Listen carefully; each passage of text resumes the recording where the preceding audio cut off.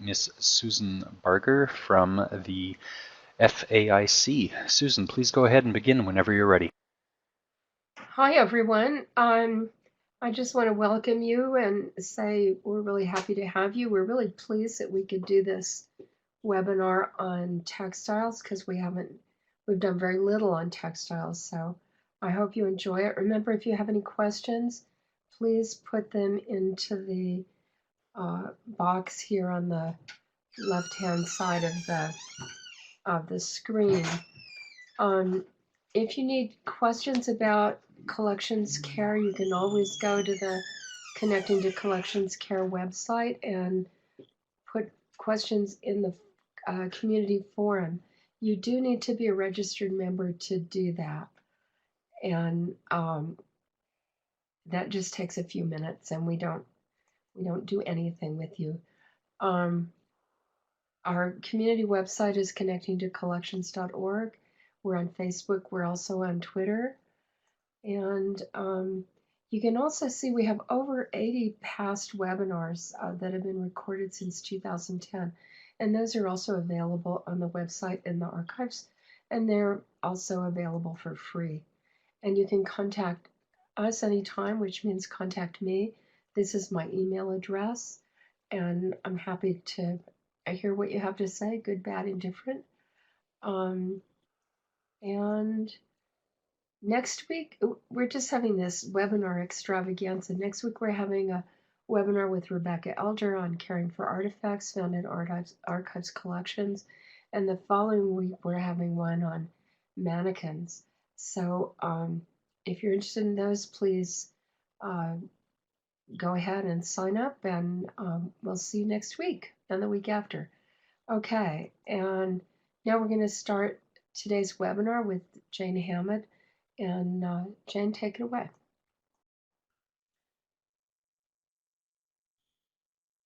I'm going to unmute you.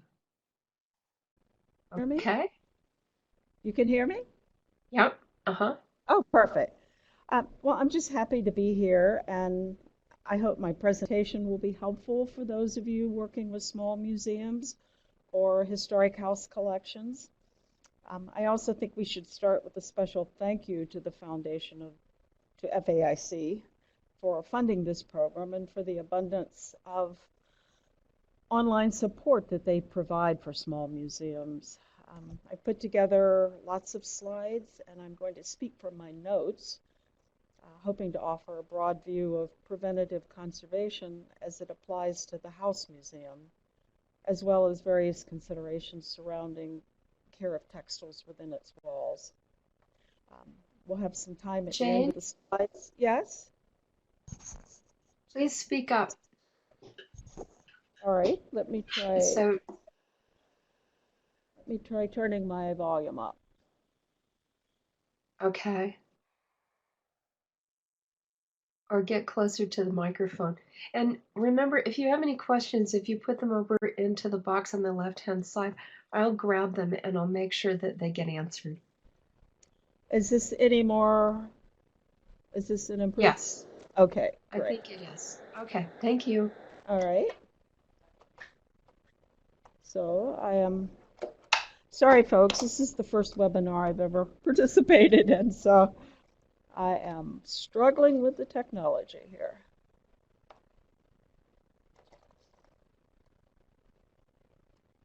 Perfect. ICA, or the Intermuseum Conservation Association, as it was first known, was founded in 1952 on the campus of Oberlin College by directors of 6 major museums as a conservation laboratory to treat their collections.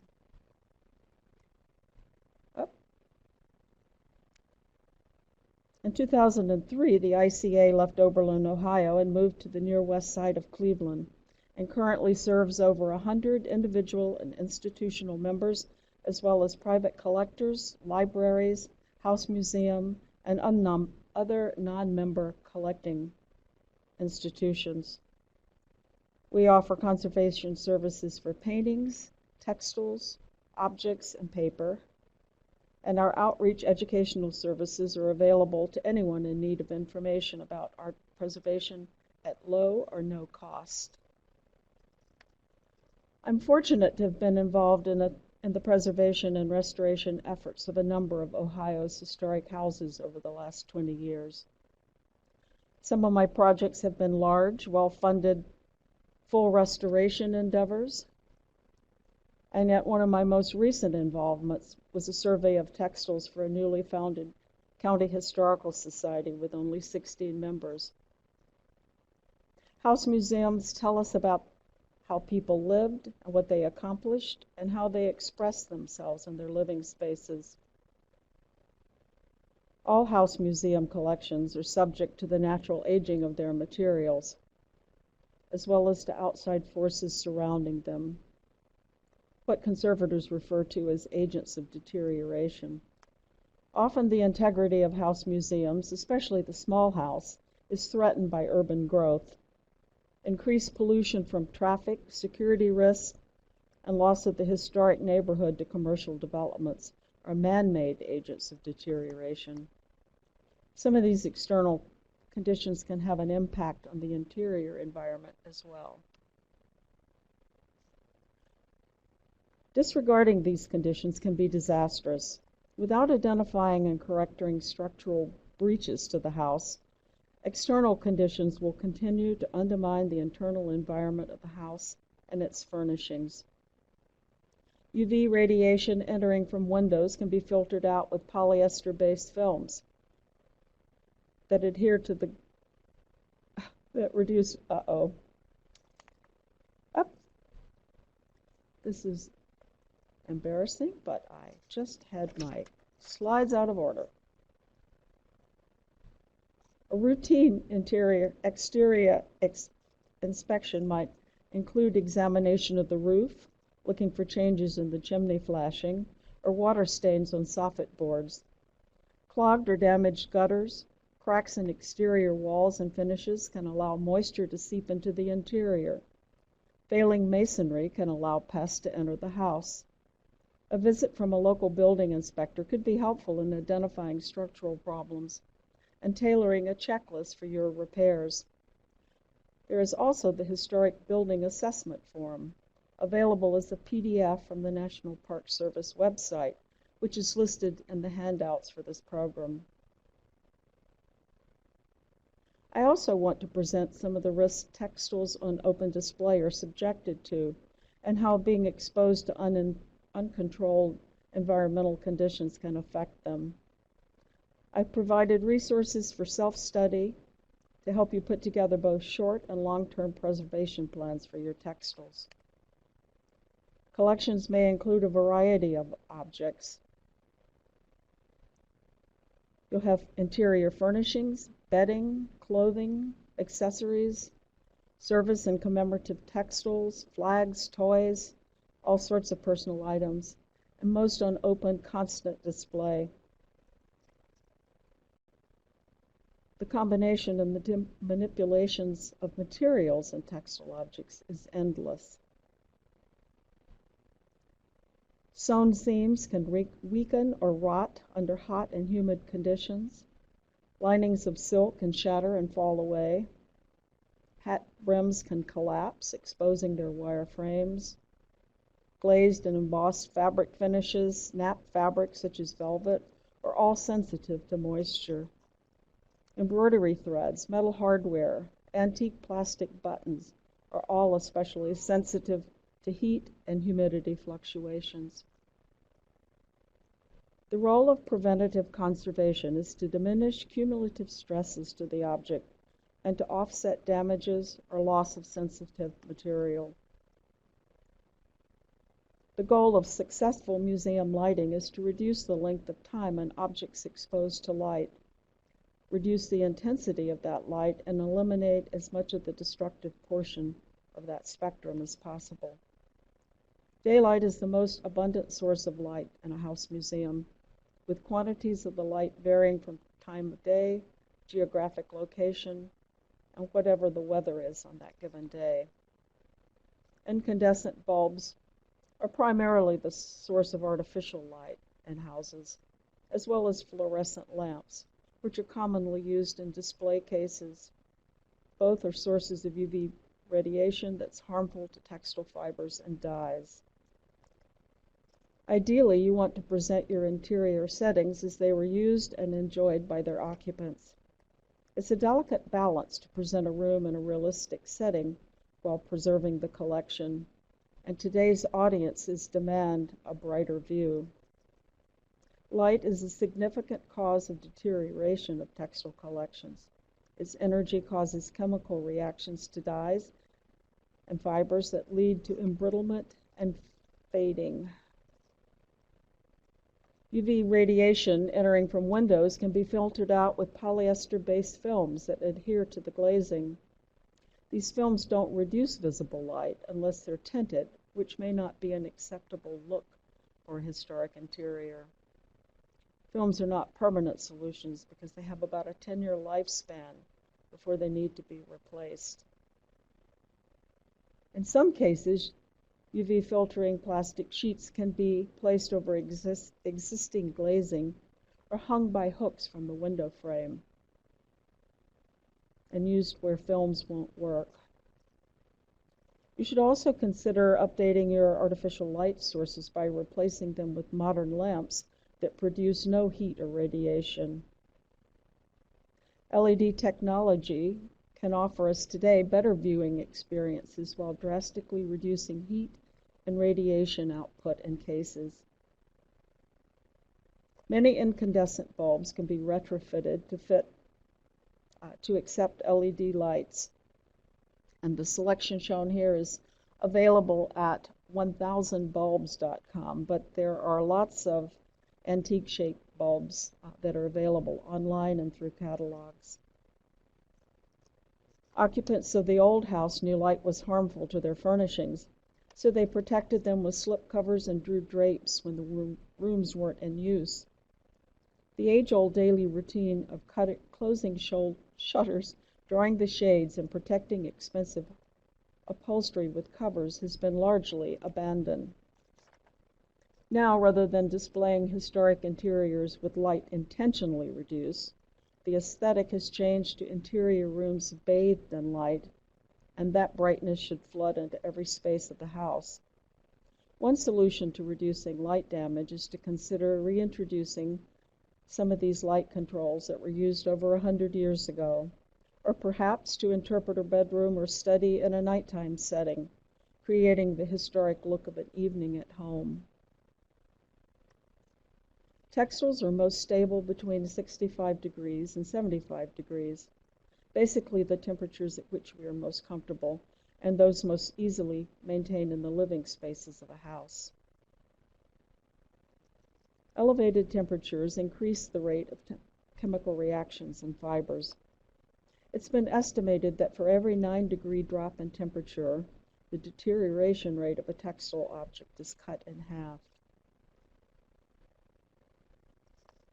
Mold and mildew are terms used to describe a variety of fungi. They're spore-bearing microorganisms characterized by fuzzy growth and develop from microscopic pores carried in the air or already present on the textile itself. Before mold damage is visible in a textile, there's often a musty odor present. For the spores to become active, they have to have a food source and the right environment. In most circumstances, they appear in moist conditions where the relative humidity is 65% or higher, and warm air absorbs more moisture. Textiles and leather are very susceptible to fungal attacks because they're such ready sources of nutrients. This paper humidity indicator is available from Talus, a conservation supply company, which is listed in the resources portion of your handouts. And the small, inexpensive meter on the right is available at Home Depot for less than $9. So these are affordable options for placing about the house, and especially in areas where you can see visible presence and damages from moisture. The first look to any structural or plumbing problem that may be increasing moisture levels in rooms can give you all the solutions and directions you have to take. Fans and humidifiers can be added to move air and lower relative humidity in spaces. Curtains, shades, tinted UV film can be added to windows to reduce heat caused by daylight in small areas, including closets. Again, there are numerous resources listed in your handouts for presenting and mitigating mold. Outdoor pollutants such as dust and pollen can easily circulate through the house through ventilation ducts or come in from open windows and doors. Dirt and dust can abrade fabric surfaces when the fibers expand and contract with humidity. Dust can also hold moisture on the surface of an object, leading to staining and speckling from mold or corrosion of metal threads and ornaments.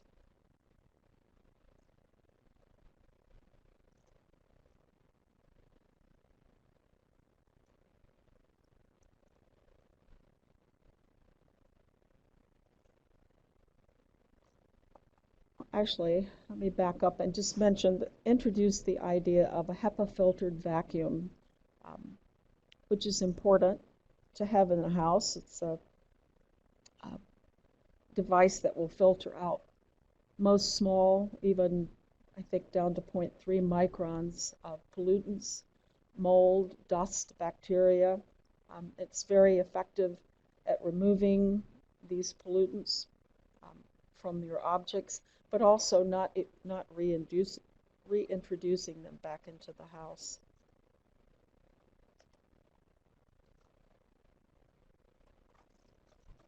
Complete eradication of all pests isn't very likely, but you should inspect your furnished rooms, storage areas, and collection displays on a regular basis. Look for evidence of insect activity, cast-off parts, excrement from larvae that appears as powdery clumps, the same color as the textile.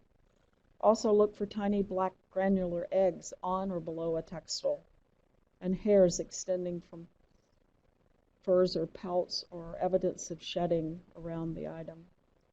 Wool, feathers, and leather are higher risk for infestation.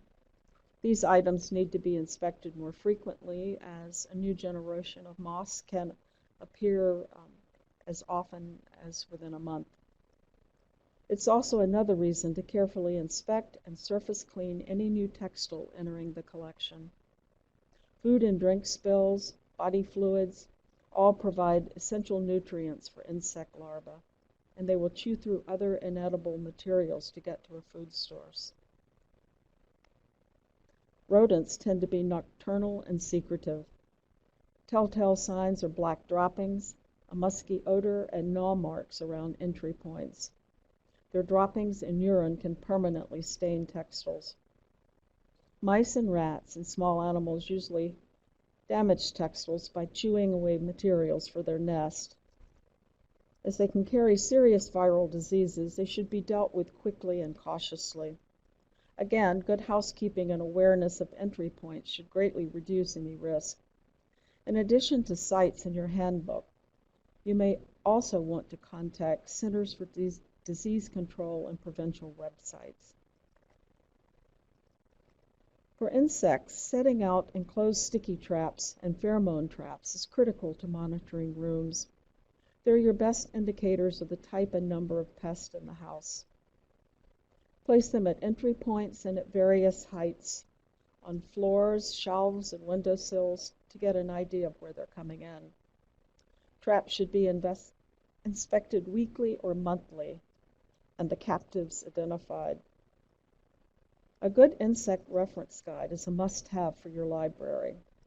There are links within your handout, pest identification, or you can contact your State College entomology department. In addition to the most obvious just mentioned insects of moths, beetles, crickets, silverfish, and roaches also feed on textile collections if the right conditions and nutrients are available. The assessment of your collection is really the first step in determining what your needs are and how and how they are being affected by the exhibition or storage environment. An organized work area is essential to really having a safe and thorough examination of your textile collection. If you don't have a space large enough in your storage area, you can set up something within a display room, setting up some folding banquet tables, a dining room table that's properly covered and padded, and having your boxes and articles brought in and carefully placed around the room. First, you want to practice on perfecting. You want to practice not perfecting your preservation methods, but rehearsing them.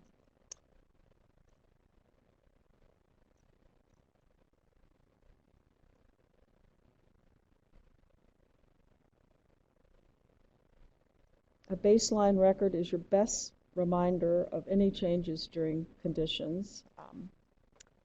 Photo documentation is very important, keeping records of conditions as you find them, damages, label instructions, any special marks that would identify the piece. These can also be handy references later to use instead of actually having to handle the collection itself. Also, within the folder is an assessment form, which you can adapt and edit to fit whatever your own collection needs are. And as you're examining your collection and taking notes, take time to make note of any surface dirt or pollutants that may be on the textile that you don't want to put away with the garment. On the left is a micro tool attachment, which is available from a number of conservation supply catalogs, but also you can get them at Office Max and Radio Shack, some of the computer supply stores. And with that is a square of hardware cloth screening, and in the very back a little section of nylon tulle, which can be fitted into drapery hoops to place over delicate surfaces to keep them from being pulled or dislodged by vacuum suction. This micro tool attachment also has a baffle at the very end that fits over the canister hose nozzle that you can use to reduce the air pressure even more. And on the right are a variety of dusting tools, including microfiber towels, cosmetic sponges, which have micropores that easily pick up and hold a lot of embedded dirt from textile surfaces. You can get them at the drugstore. You want to make sure, though, that you get the kind that does not have any oils or lotions added to it, any vitamin E. Also a variety of brushes, cosmetic brushes, unused, of course.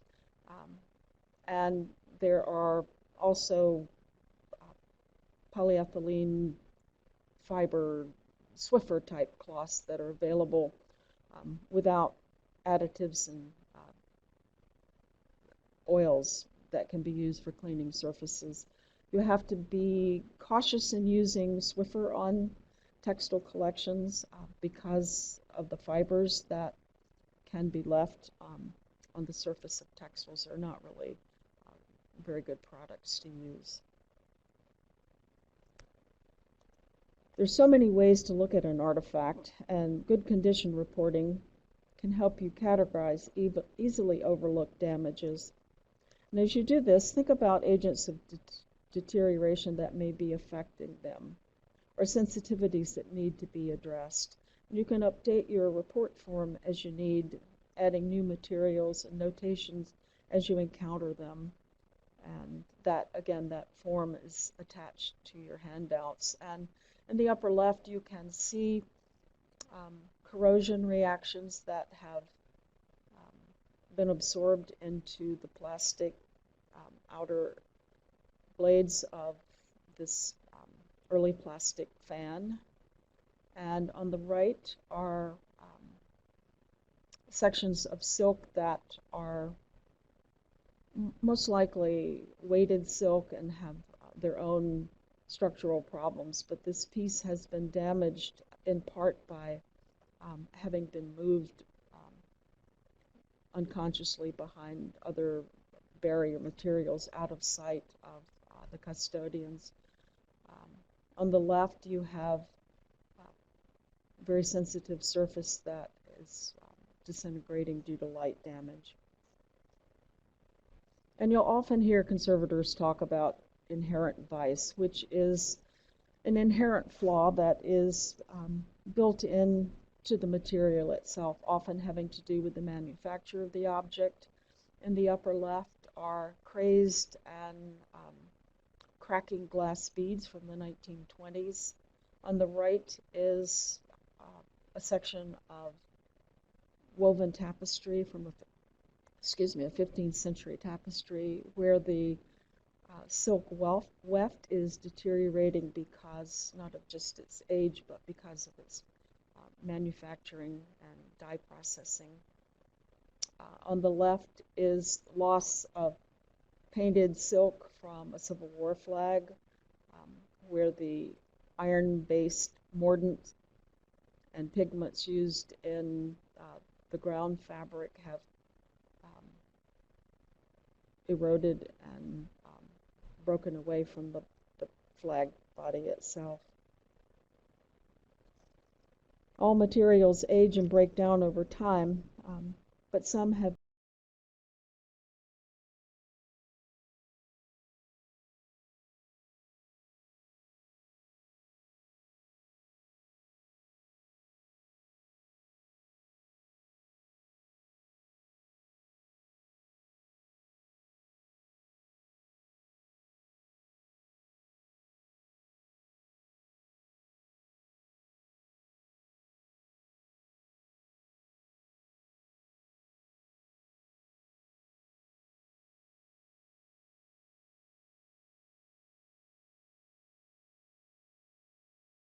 starting to deteriorate because of residual chemicals from the tanning process itself.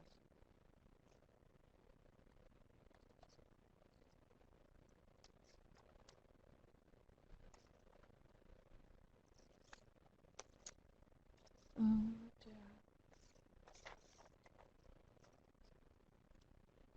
I was looking for my storage, my slide information. Attic closets, crawl spaces are poor environments for storing textiles. The best, really, space that you can provide for textiles is the spaces in which you are comfortable living. Household closets, storage furniture that can be adapted. Basements are far too humid and poorly outfitted for the storage of, the conditions that fragile textiles that you would find in a house museum would need. Also, the outbuildings on properties, barns, garages, storage units often get called into service, but again, they should not be used under any circumstances unless they have some sort of humidity control built into them. As I said, those within the main body of the house, former living spaces, are the best suited for collection of storages.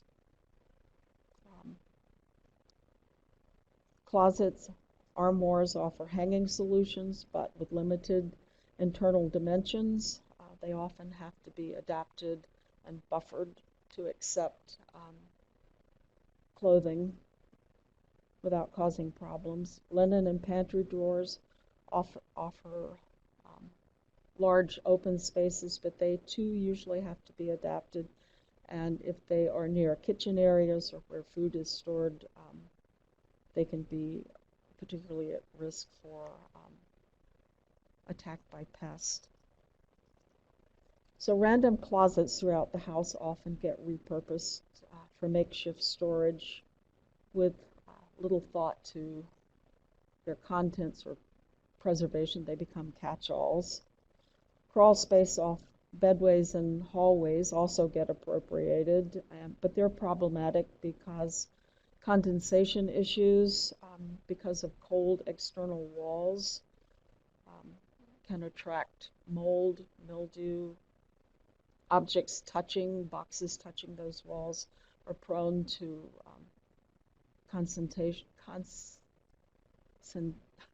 condensation and absorption of moisture. And they're also impossible to monitor thoroughly. Dresser drawers are usually made of wood, but they're often very deep and encourage overstacking of items, and they're also hard to monitor for insect activity. And they're easily stained by contact with the wood surface unless they are somehow buffered.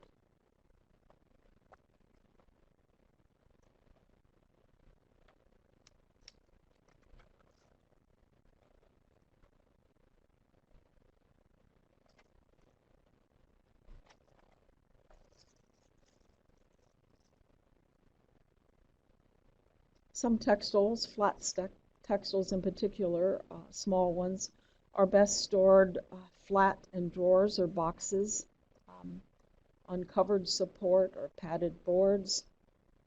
Some objects like the GAR banner on the right are too fragile and too brittle to support their own weight.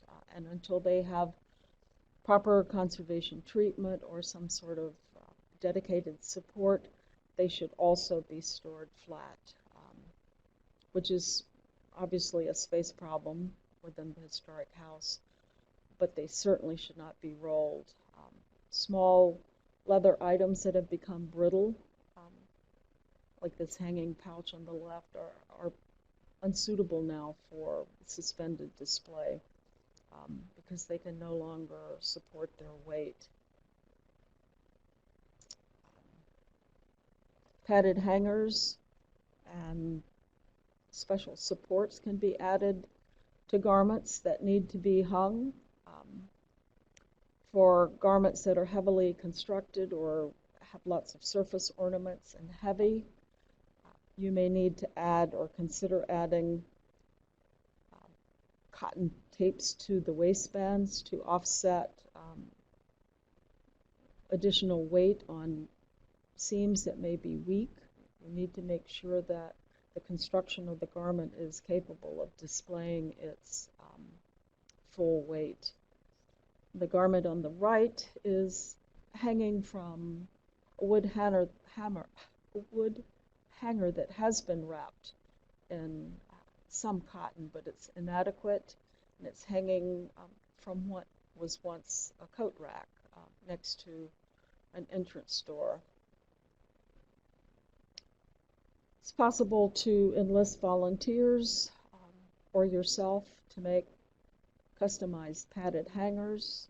Within your handouts is a link to the National Park Service's conservograms, which have handouts for padded hangers, dust covers, clothing and garment racks, and they're also commercially made padded hangers available. This one on the right from Etsy, which was manufactured, handmade by Rita Marks. There's also on this website, as Susan mentioned earlier, archived programs for on care and handling and construction of costume mounts, plus the upcoming program that's being offered on April 14th.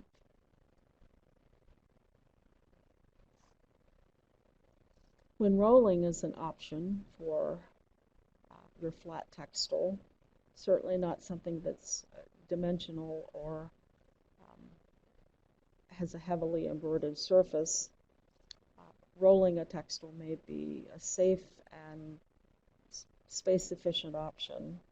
You need to make sure your tube is wide and long enough to provide adequate support. The roll textile can be stored wrapped in a dust cover, muslin or archival film, and stored on little risers of cardstock to keep the weight of the textile from resting on one edge. Archival boxes are also available for storing rolled textiles in groups or individually, and each roll textile should be secured on the tube with cotton twill tapes and protectively covered to prevent abrasion of surface embellishments.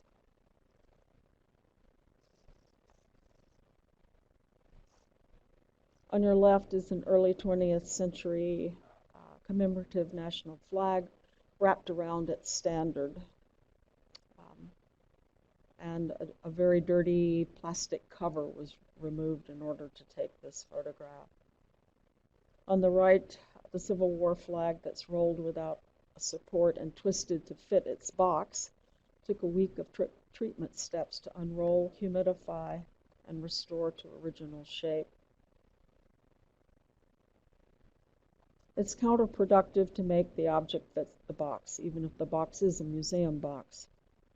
Commercial hat box, even the boxes hats come in, are usually of inferior material. If the original hat box is spacious enough, it can be adapted by buffering the interior and supporting the hat with tissue. There are numerous materials that you can employ as a barrier for acidic materials.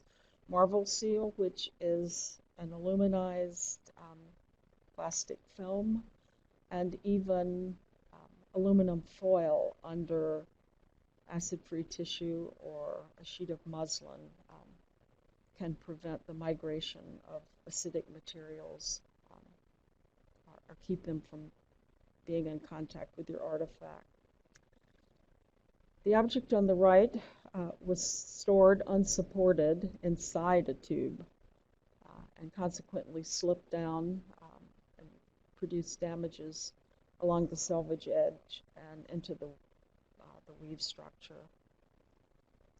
And even if a roller is wide enough, a roll textile stored on its edge on a tube can still slip down undetected. This fan had its own custom box made simply by adapting the measurements to a larger surface. And the textile itself had numerous problems with moth damage, drying, embrittlement. The plastic is breaking. It's really too fragile to be handled, so storage was adapted that would allow it to be viewed and examined without having to be lifted. There is a sheet of tissue under it which would allow it to be removed from the box without having to be touched. I think the tendency, especially sometimes because of the cost of them, is to try to maximize the storage space within an archival box. You really should designate boxes to outfits. Even in the case of a bodice and skirt, it's safer practice to have a box for each. Certainly you don't want to stack your boxes so that any kind of moisture, when boxes are stacked this way and against the wall, it's hard to see what conditions are behind the boxes. It also increases tipping and handling problems when trying to remove them from storage. And in the bottom slide, all the artifacts have been individually wrapped, so each has its own internal protection with the box.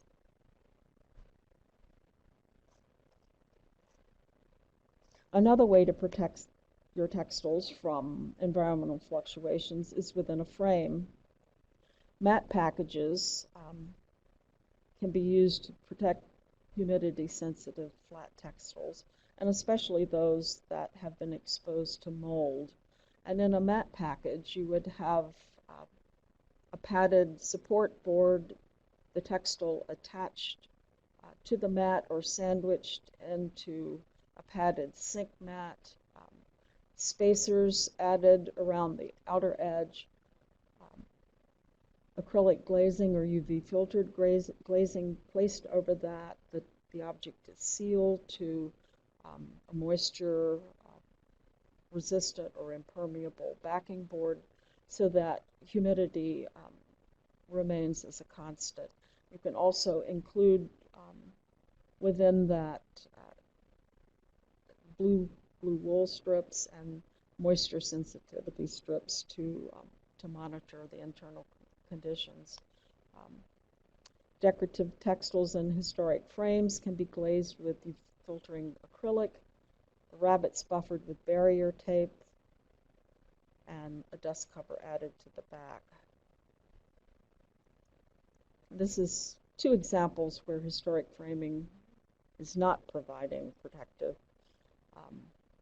protection to the textile. The first textile, the sampler, was exposed to decades of soot from a coal-burning furnace because the glazing cracked and was removed but not replaced. The second sampler, which is mounted in a modern frame, is sewn to its support in such a way that the linen ground fabric the ground fabric of the sampler can't readjust to the seasonal swings in humidity. So you also need to preserve sometimes historic framing elements while not compromising the textile itself. We're looking at a cut panel of plain weave linen that was laid over the reverse of a 19th century suffragette motto that was embroidered on perforated card. The piece had been exposed to a lot of dust and insect damage. There was mold and foxing, so it was prepared as a mat package, but the original linen and wood backing were incorporated separately in the reframing as documents.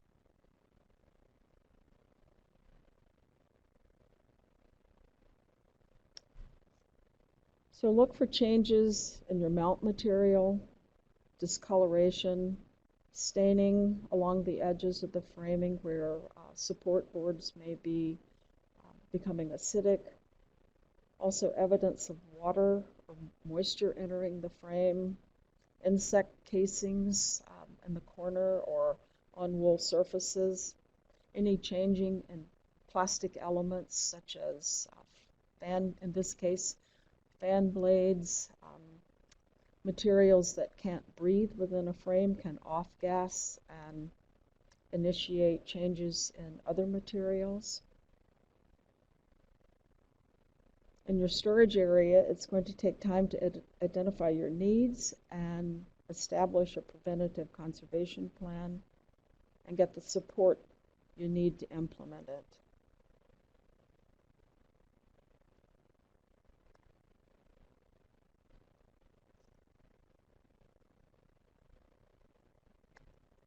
As you set guidelines for your environmental conditions, you can implement your pest management plan.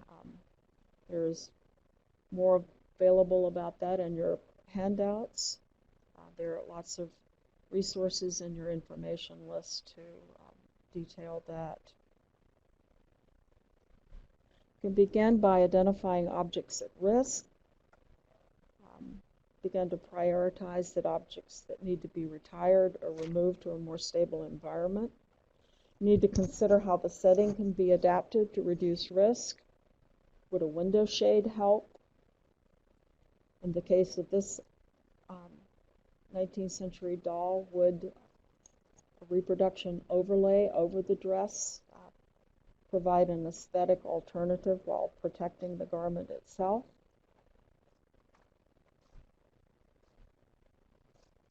Certainly you need to address structural problems in the house immediately, especially humidity that may be at risk, put objects at risk.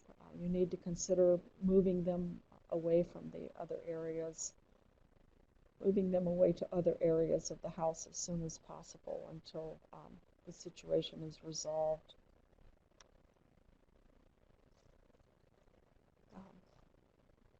Avoiding sources of heat. It's important to move objects away from heating vents and radiators, which can cause cracking of wood furniture, splitting of fabric. Monitoring storage area as part of your regular housekeeping is an important practice. Good sanitation is vital to pest prevention. You can use a flashlight to scout out ventilation ducts, window sills, any place dust collects. Dark, undisturbed areas are all prime spots for pet entries. When activity is found, say a carpet beetle on a wool rug, the rug and surrounding area should be inspected for additional infestation, and the rug itself and the floor beneath it should be thoroughly vacuumed. Ideally, an infested item should be removed from the area, isolated, and watch for additional action. If removal is not feasible, then focused monitoring should be applied, followed by increased safe vacuuming if the object can withstand it, should signs of an occurrence reappear. Practice safe and effective cleaning procedures in your areas. HEPA filtered vacuum that can pick up small particulate matter without reintroducing it into the collection. Dusting cloths that won't snag or catch on objects or leave fibers within their structure. Certainly, you wouldn't want to use them on surfaces of textiles that are embroidered without some sort of barrier. In storage areas, you want to avoid storing your objects directly on the floor for obvious reasons of moisture and pest damage. You want to be able to monitor what's under your storage units. They need to be at least 4 inches from the floor to protect them from moisture. And you also need to check the upper corners of your closets, windowsills in your closets. Be aware of where water pipes might run through your ceilings. Keep an eye on changes in the plaster, any cockling or bubbling, or any staining on wallpapers that might indicate that there is a concealed leak. Assess your storage containers. You can use the measurements that you gather from your survey to determine what sort of storage boxes and containers you need to have on hand to accommodate sort of average container sizes. You can buffer non-archival boxes with barrier material, such as aluminum foil, mylar, and other plastics until you can afford better.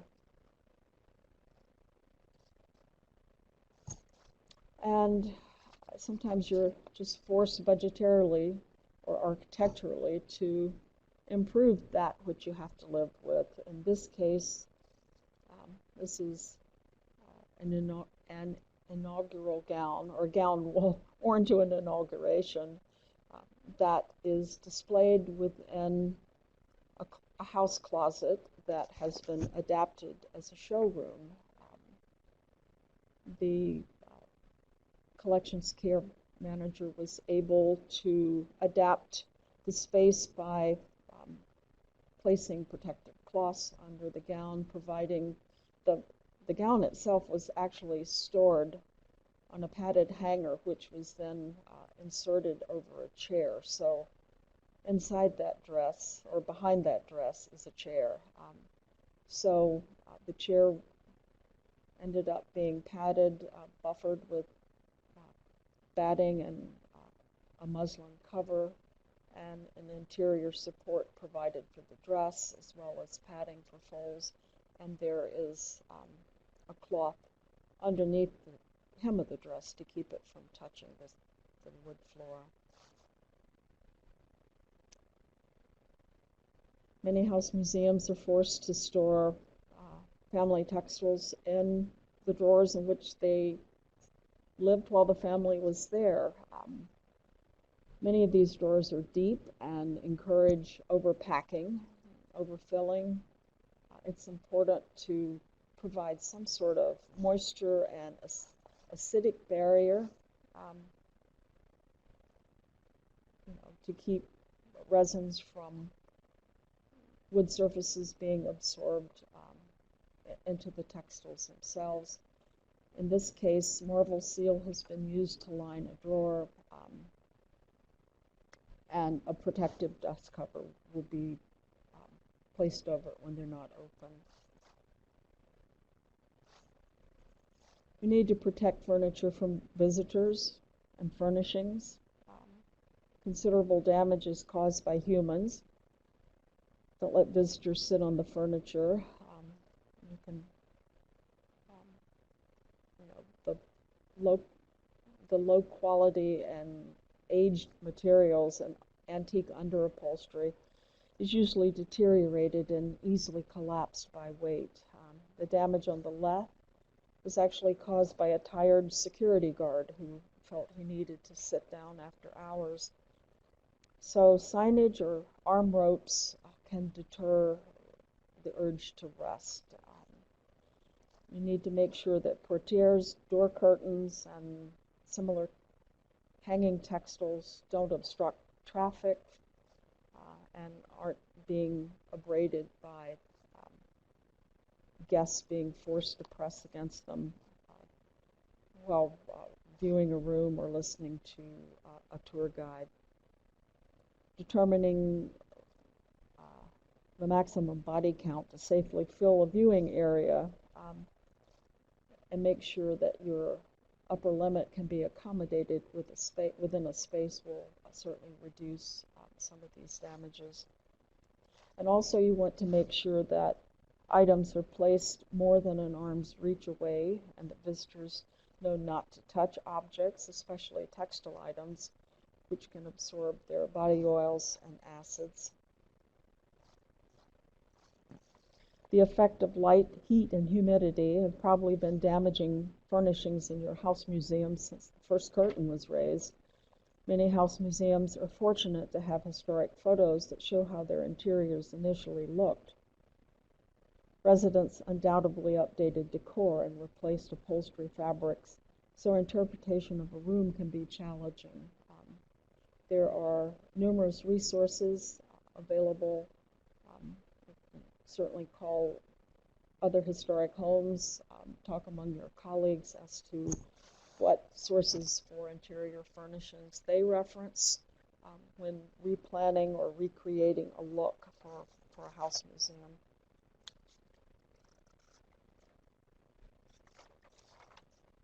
Preparation for potential emergencies like fires, floods, and other disasters could be one of the most important plans you put together for your museum. The American Institute for Conservation has a 24-hour volunteer program designed to help assist collecting institutions on an emergency basis. This is also funded by the FAIC, and conservators are available to provide advice by phone or email around the clock should you have an emergency situation. Also, information about the National Heritage Responders, the NHR, is listed in your handouts, and there's also a two-part webinar archived on this site. There's some things that are simply beyond the help of curators and preservation staff at historic homes. There are many things you can do to take care of heirlooms in your collection. Sometimes it may be necessary to contact a professional conservator for advice or conservation treatment. In some cases, an object is going to require a conservator's attention.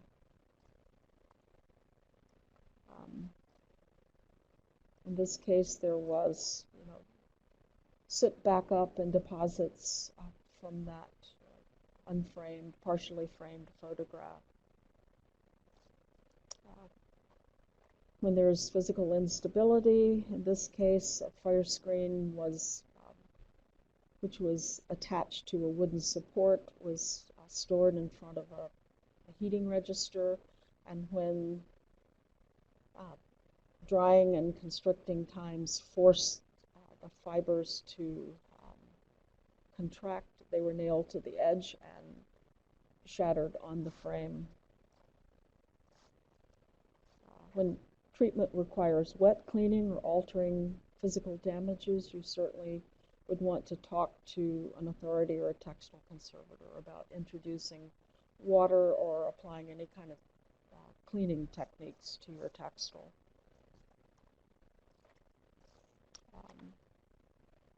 Especially when even careful handling is possibly going to result in more damage and loss of fiber to a textile. Advice on choosing and finding a qualified conservator is available on the AIC website, as well as search tools to help you find professional help near your area. I think there are numerous resources for books. The Google Books resource has many conservation journals that you can view partially online and decide if you'd like to invest them or have them added to your collection.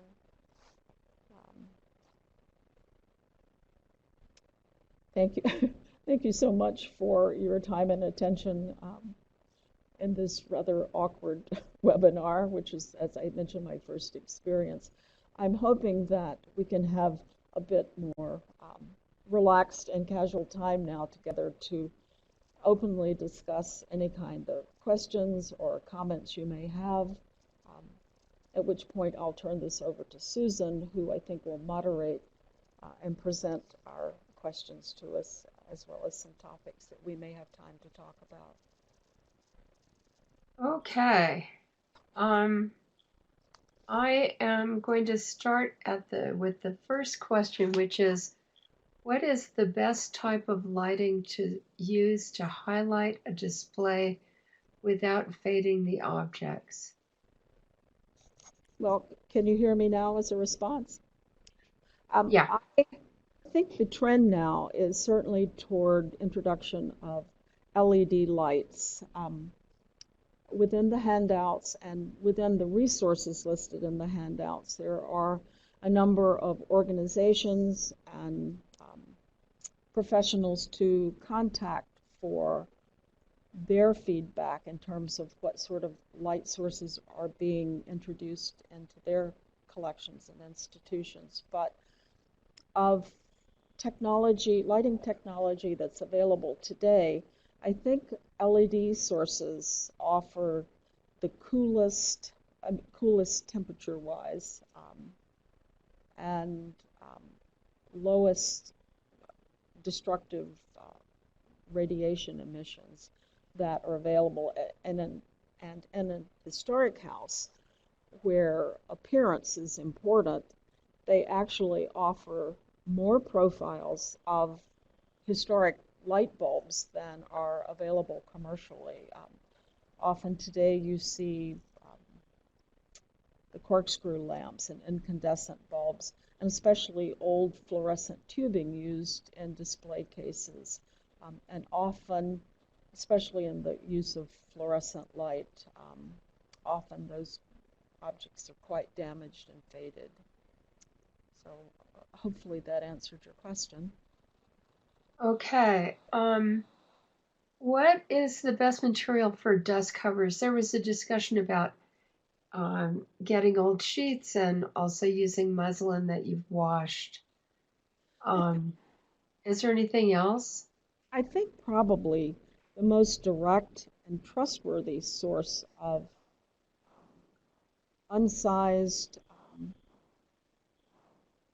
virgin fabrics that have no chemical finishes that are affordable would be to go to a company that provides grège fabrics, which basically unaltered on the bolt, or archival fabrics, such as companies like Test Fabric. And they are, I believe, listed in your resource sheet. It's possible to, there are instructions available for removing sizing and additives from fabric, but it's really hard to know. You really can't generalize as to what finish might be on a fabric. I think muslin, because it's fairly low grade, if you will, it tends not to have the specialty finishes that some of the other cotton, unbleached cottons can have. But I think it's easier just to go directly to an archival source for your muslin. If you do have to wash, there are instructions within the handout on how to proceed with that. You want to use hot water and you want to dry. The problem is in using detergents is that they are residual and they can be difficult to remove. And so you may be actually removing one material to introduce another that you'll then be wrapping around your textile. We had a whole side discussion about Orvis and where to get it. Well, Orvis I get locally in bulk from a dry cleaning supply company. It's manufactured by Procter & Gamble, and it was not developed for the conservation industry. Actually, I believe was formulated for washing racehorses quite some time. That's right. I get it at a ranch supply house, and somebody else suggested getting it at a farm supply. It is very residual. There's been a lot of research testing its long-term retention in fabrics. I do use it, but I use it only when the textile can withstand considerable soakings or rinsing. Uh-huh. So is there a way that you recommend to make sure that detergent or any residuals are out of a textile? I'm sure that there are methods of testing. Well, I shouldn't be sure. I assume there are methods for testing detergent residues. I am not aware of them, nor do I practice them. I tend to follow protocols that I use the minimum amount of soap, and only when it's necessary to remove something that water can't leach away. I find that many byproducts of aging, byproducts of deterioration from the fibers themselves are easily soaked out. With oily residues, Orvis is not necessarily going to be effective in that. I think, again, research before you begin to wash something, before you submerge something in Orvis. I encourage you to use some of the websites that are attached to this program to research its benefits and risk. I deliberately stayed away from recipes and treatments because there's so many variables, and what is safe for one material is not necessarily safe for another, especially with textiles, which have so many components of dyes, threads that hold them together, various embellishments. It's much more complex than just simply wetting and soaking and washing. Okay.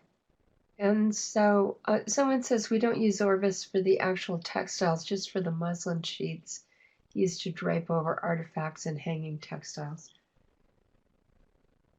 But let's go on. We have a question. What sort of commercially available vacuum cleaners do you recommend for maintaining clothing on dress forms? Well, I think Nilfisk is somewhat the industry, conservation industry standard. It's manufactured and sold primarily as to reduce irritants and allergens within household and sick room environments. It does come equipped with a rheostat, which um, can be very helpful in terms of reducing risk to fragile surfaces. But now there are numerous HEPA filtered household models that are available, and using they aren't equipped with rheostats, but I find that some reduction of suction and control over air pull can be achieved by the use of the um, keyboard, the little tubular computer keyboard cleaning kits that you can get from a variety of sources. And also brushing the surface of a textile into the nozzle of a HEPA filtered vacuum. They've become quite affordable now, and I have one that I take on site with me, and you have to be careful in terms of keeping its canister clean, because it doesn't have the chamber volume that obviously the larger ones have. And you have to be more diligent about changing the filters. Okay. We have a bunch of questions about how to get wrinkles out. Can you iron with a low iron? Is steaming better? Is some people say steaming can introduce too much humidity and risk issues such as mold. You know, And are there any? I'm just going to give you this whole list. well, Are there any? Are Susan, there any? Yeah. I just was interrupting to say, if you could sort of curate the list for questions that really have to do with um, more of the topic that the larger portion was about. I would like to stay clear of recipes for treatment, because I don't think they can be safely addressed without more information about the piece and photos and seeing the piece. And I'd be happy if the participant would like to email me or contact me outside of this. I'd be happy to answer questions, but I hesitate to generalize with answers and solutions that may not apply. Okay. So that this whole group of questions about steaming, ironing, spreading things out to dry so they're flat, you think it's best to avoid it unless you have some more information about the textile. I I think that is a sort of question that could be directed specifically to a textile conservator, Okay. so that information can be gathered about the materials in that object, if there's embellishment, if there are dye sensitive issues, um, if there are materials that I'm assuming we're not talking about just washing bed sheets, but the complications and variations in cleaning textiles really can't be generalized. So if I'd be happy if you want to direct some questions to me. I'd be happy to try to answer them specifically, or perhaps um, your your guests could uh, consult, the AIC directory for textile conservators in their area that would be willing to perhaps look at some um, photos, some even cell phone shots, Okay. to advise them more specifically about a textile. I really would like to stay away from generalizing about cleaning techniques. Okay, there's one question here about steaming and mold. And because that was brought up by several people, is And mold? mold, yeah. Can steaming enhance mold or make a textile more vulnerable to mold? I see. Certainly, if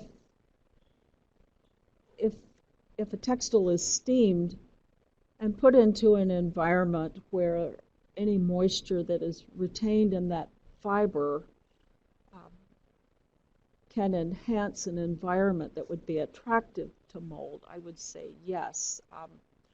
I don't know if that would, if say the case of steaming a garment in preparation for exhibition in a gallery that has conditions that would encourage mold growth after having taken it from a dry, more stable environment. Yes, that could be damaging.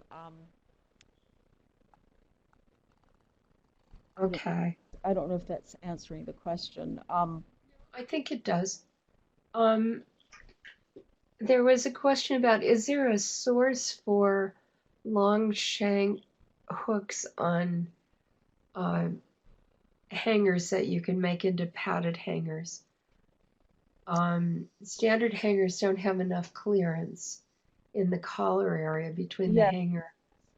that may be something that other participants may be able to weigh into. I know that it's possible to, I have actually removed hangers from, removed the metal shaft and hook from hangers that were drilled and could have another wire introduced into it.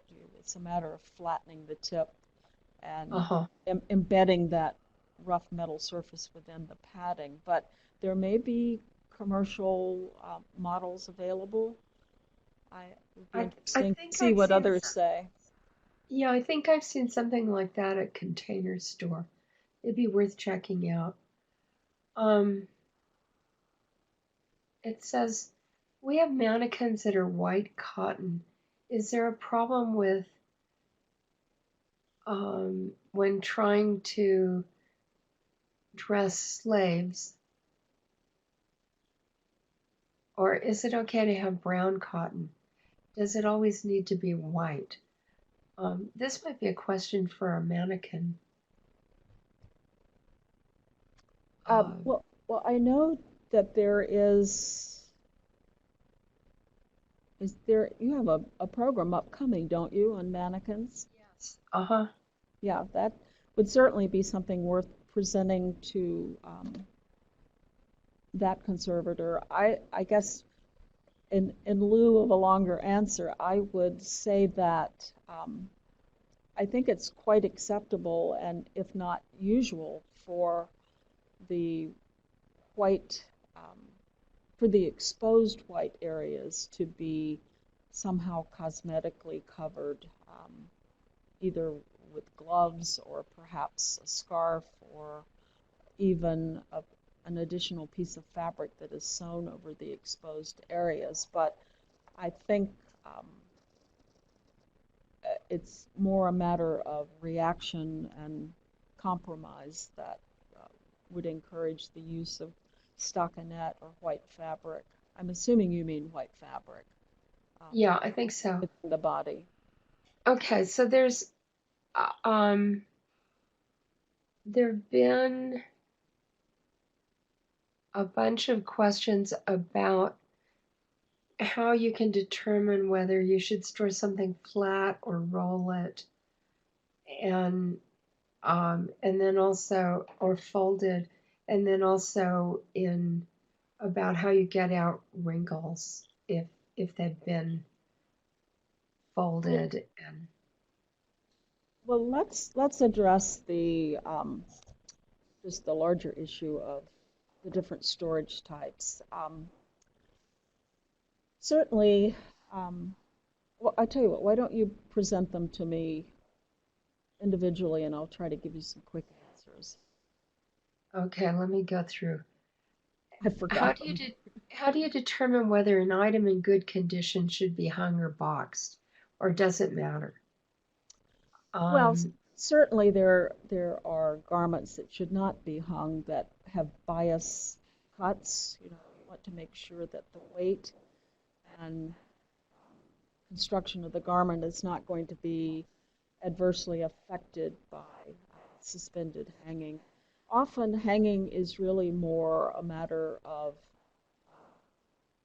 well, I guess it's dualfold. It's a matter of convenience, but there, especially some of the more elaborately constructed Victorian era dresses, it prevents compression of one side because regardless of construction, the back side of a textile within a box is usually the weight-bearing side. So yeah. um, I think in many cases it's an issue of just available space. Certainly Okay. to minimize this folding as much as you can. And if a garment has seams that or construction that seems to be jeopardized by the hanging weight of a garment, you would not want to use that as an option. One person says, I just wondered if it was strictly a space issue that we even hang garments at all, as it's just that hanging garments take up less room, or do they? We have a combination of hanging and flat storage. Both are pretty jammed. Well, I think with flat storage, um, well, hanging storage is also at risk for damage, but certainly textiles in boxes face the risk of distortion and compression, transfer of materials from the either the textile or above or below from one surface to another. Even with careful interleaving, this can occur. I think ideally, if a garment can hang suspended in the shape in which it was intended to be worn, um, really preserves more of the appearance, of the outfit. It's possible to pad sleeves and sections of collars to keep them, to support weight. That ties can be placed around, ties can be placed standing collars to keep them upright. Sleeves can be padded. I think it's easier to inspect and monitor textiles that are hanging. But again, especially within a house museum, which was really the intended focus of my presentation today, most house museums don't have designated storage spaces for hanging closets. The smaller, more modest home tends to have in-house closets that are accommodating Yeah. or good. Um, we had several questions and then a side discussion about the turn of the century hats that had taxiderm birds on them. And there were some questions about what you do to preserve the hats and the taxidermy. And I said we did a thing on taxidermy last year, but is there something about the the birds that people need to be Yes. cautious about? Yes, well, this is definitely a multimedia question, but a red and alarming flag that is going up for me is, especially in 19th century and even early 20th century, um, skins and animal artifacts, is the use of arsenic and Right. as a preservative. So certainly, um, I think most small museums are not equipped to have the testing that's necessary to determine if that's a presence. But I think anything that has, taxidermied elements and even certain dyeing techniques of fabric incorporated poisonous chemicals. There's certain green dyes and applications to fabric flowers that include arsenic, and I think they need to be approached cautiously. Certainly, um, to avoid, you should wear gloves when handling them if you can possibly afford to have them tested as a concern. I would. You want to have them, isolated in boxes or some sort of protective cover, just to not possibly contaminate poisonous powders or introduce that into the collection. I, I think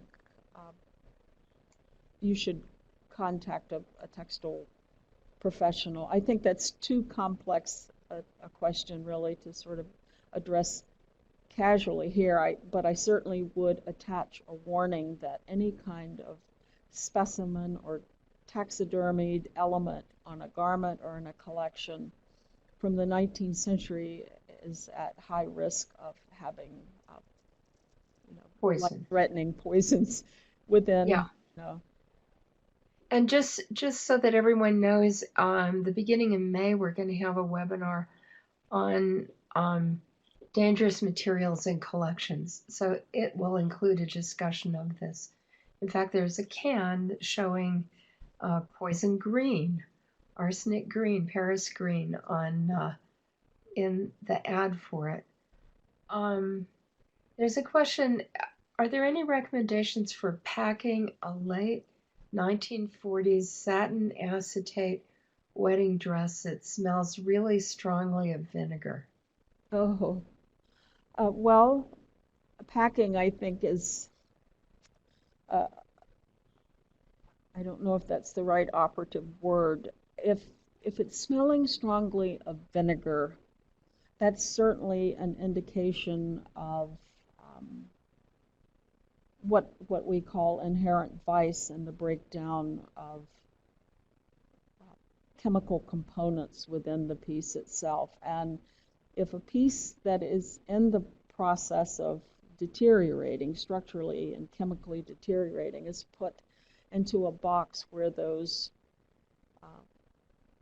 vapors can build up, it actually exacerbates the problem and speeds up the deterioration. I think you would want to consider isolating it from the collection, or certainly other garments or materials of the same matter, so as to not trigger that reaction in them. There are products, there are oxygen absorbers that could be added to zeolite. Is a product. Microchamber makes zeolite impregnated papers and products that could be added to the storage box to absorb and sort of mitigate those off-gassings. But you definitely don't want to put that into a stored box so that vapors and off-gassing continues. Okay. We have two questions. One is, what are your thoughts on the best storage method for leather jackets that have wool and cotton body and leather sleeves? And the final one, and we have 4 minutes, is what are the best textile care reference books that you recommend? Okay. Well, I'll address the last one first. Since this program was designed specifically for small house collections, the references that are listed in the handouts would not be as general, I think, as this person is interested in. If you'd like to contact me separately, I'd be glad to answer that more in depth. There are numerous publications that would be of use and interest, and then perhaps they could be included. Yeah, if you wanna make a list and send it to me, I'll make sure Okay, it gets we'll do posted. that. And Okay. so about the leather jacket, I think, caution has to be, well, the question was more about the lining than the Well, other. no, it's about how to store them. So it says jackets that have the leather sleeves and a woolen body and maybe a cotton lining. Mm-hmm. Well, I think if the shoulder seams are strong enough to support the weight of the piece, certainly a padded hanger would be acceptable. Want to make sure that the sleeves are well padded, and and I'd be very cautious about applying any kind of leather dressing that can present long-term problems. Want to make sure that the surface is clean, thoroughly And make vacuumed. sure that you're paying attention to pests. Yes. Yeah. So it sounds like the sort of material or garment that you would want to have easily accessible for monitoring, just to keep an eye on. So I I hope one that was time, helpful. yeah, I one time was doing a cap at a place in a house museum, and they said, "Oh, there's this room we never go into." And we opened up the door, and the curator said to me, "Oh, someone must have spilled um, Vinegar? Rice Krispies. No, Oh, Rice Krispies all over the floor." But what it was piles of um, insect larvae. pupae. Not larvae, they were all dead.